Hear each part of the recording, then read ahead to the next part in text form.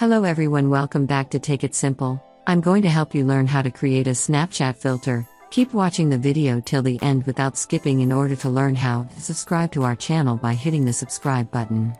Press the bell icon and never miss another update from us. Now, let's get started. In order to create a Snapchat filter, first, open your web browser, go to accounts.snapchat.com and search. Once you do that, you'll reach this page where it says Manage My Account. You can go ahead and choose an action that suits your need from the following.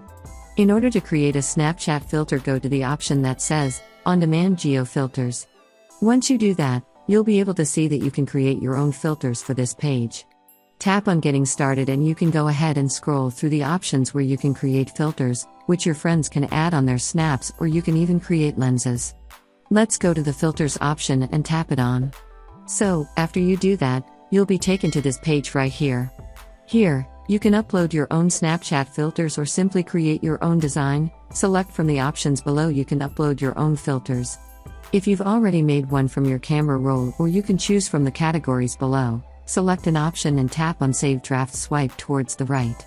If you want the guides to be shown to you, you can enable this button at the bottom right here and it shows you the area that may be cropped on shorter devices. One more time, swipe towards the right and here you can go ahead and choose your color text elements for your Snapchat filter.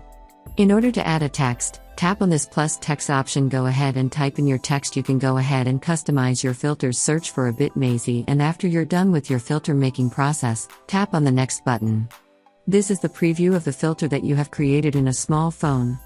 It will look like this as shown in the preview, and in your large phone the image will be previewed like this.